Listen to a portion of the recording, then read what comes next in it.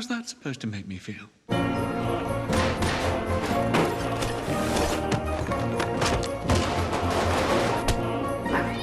Did he just throw my cat out the window?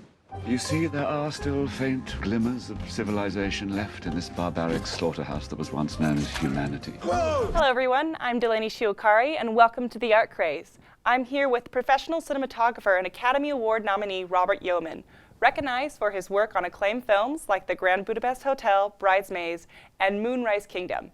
Thank you for joining us today.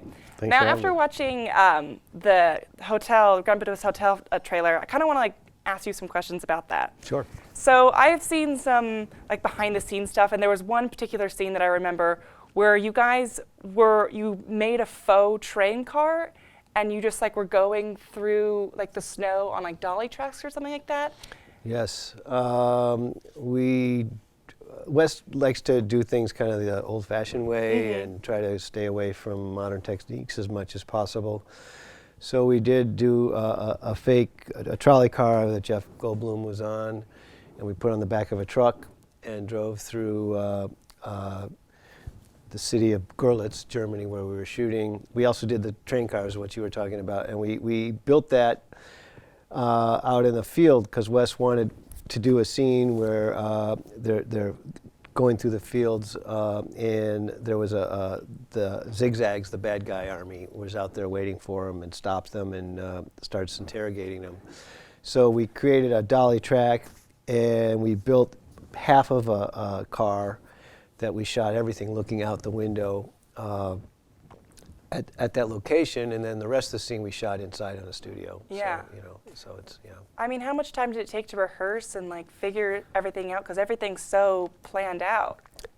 We do a lot of prep time with Wes. Yeah. And Adam Stockhausen, our production designer, myself, and Wes spent a lot of time in prep, about 2 months really, going through everything and how we plan to do it. And we shoot a lot of tests, and it's all very, very carefully planned out because when we go to shoot, we have such a narrow time frame with a lot of the actors that Wes doesn't want to, waste a lot of time waiting for things to be figured out. So it's all very figured out very much beforehand. And what's it like working with Wes Anderson, having he has such a planned vision for all the films?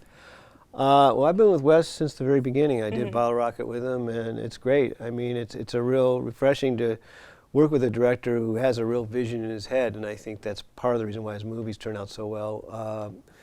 He writes the stories, and you never have a moment where he's not sure what he wants to do. Yeah. You can ask him any question at any time, and he'll know exactly what he wants, and it's very refreshing working with someone like that. And I think there's so few directors working that really have a vision like he has, and when you work with someone like that, you're just very fortunate.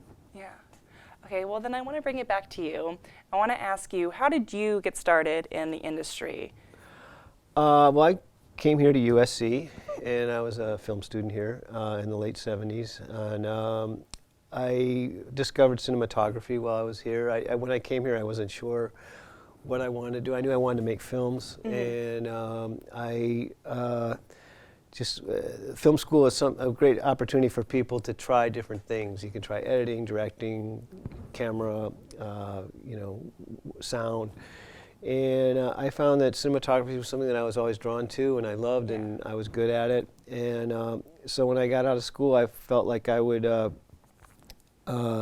become a cinematographer, but at that time it was not very easy getting jobs.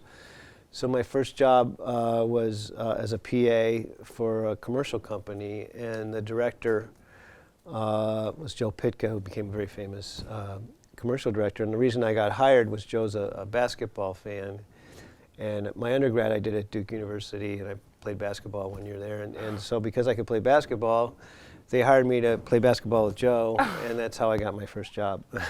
And then I went to work for a company that did very kind of lower budget commercials, and I kind of begged them to let me shoot their commercials, and they kind of gradually let me do that, and that led to bigger budget commercials and then eventually feature films. Oh, that's awesome. And so when you're DPing then, what are your inspirations on set? Are you like waiting to see the actors move, or when you walk on set, it's like, oh, I know I want to like this? Is how I write it.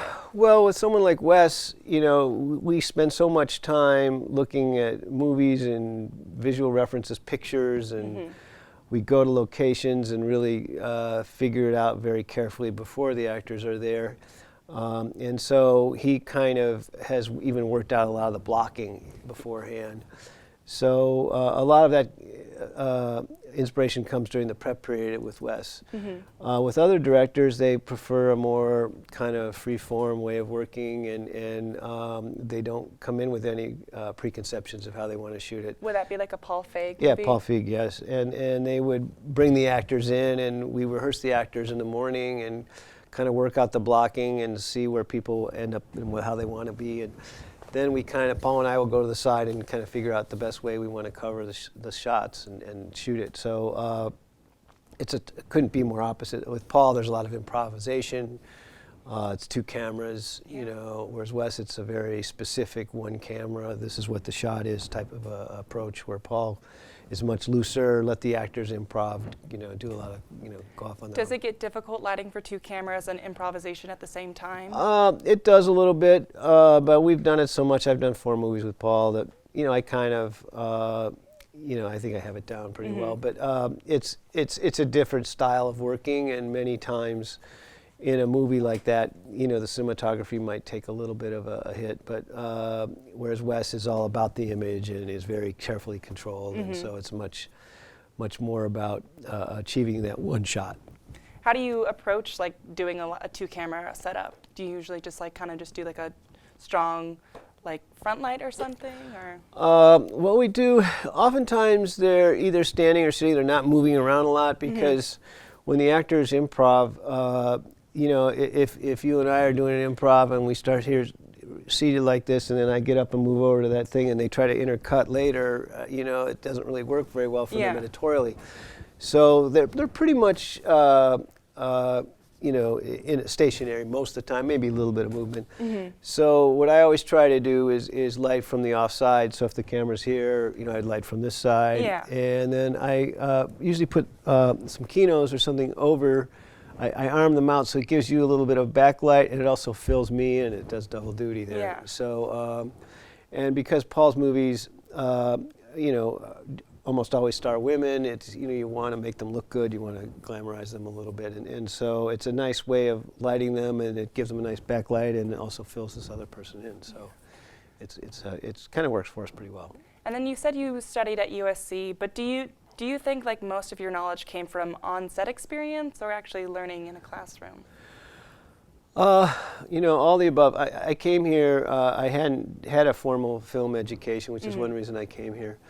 And, you know, it was so useful, just even the history criticism classes and studying the old classic movies, and, you know, just taking all the production classes here. And then when I got out and started shooting, you know, I wasn't that accomplished, and I learned that it was important to hire a really good gaffer.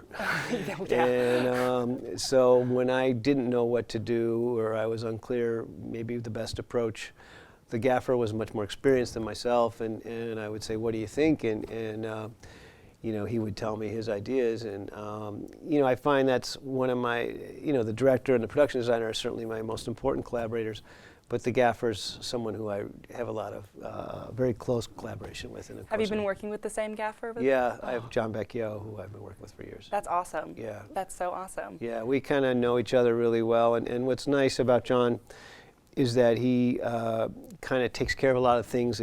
Like I did Ghostbusters last summer. It was a huge, how did that go? Well, it was a huge movie, and there was a lot going on, and so he could take a lot of the burden of things off of me, and he would take that on himself. And because we know each other so well, he could anticipate things that I would want, and he really helps me quite a bit. Was that movie like heavy VFX? Some, yeah. Paul's, the director, Paul Feig, his idea was to try to do as much in camera as possible. And, you know, he fought to do it that way. I mean, the studio certainly wanted us to shoot more green screen and effects. But there's still a fair amount of effects. A lot of the ghosts are effects, you know, obviously. But some of the ghosts we actually, Paul wanted the cast to be able to act with real actors. Yeah. So we would cast real actors as the ghosts, and some of the ghosts, not all of them. And we would put rigs where we would fly them in on rigs, and Yeah. you know, he wanted it to be as real as possible for the cast. So as much as possible, we tried to do it in camera. But there's still a fair amount of effects, yes. What's it like lighting for VFX stuff? Does it ever get difficult because you have to either like sacrifice or do certain things? A little bit, you know. It's the visual effects guys always have their own, you know, things that are important to them, and I try to accommodate them as much as I can, you know, without trying to sacrifice my vision of how things should be. But there's a certain amount of compromise, a certain amount of give and take that goes along with doing a film like that, for sure. Yeah. And then there's one more question I want to ask you. Roger Deakins just recently came out saying that he would shoot a movie on an iPhone. And how do you feel about that? Like, do you think film is dead, or? I don't think film is dead. I came up as a film person, obviously, and I love film. That said, my last 2 movies have been digital. And the digital cameras have come a long way. When they first came out, I couldn't stand them, but now I shoot the Alexa, which is a beautiful camera. And you know, it's the workflow, and people, they've kind of retooled Hollywood to, and the rest of the world, to kind of not go with the old film workflow, you know, and it's become much more streamlined to just do everything digitally. Yeah. And so to shoot film in today's world, you really have to fight to do it and have a good reason, and you know, it's really difficult to do that.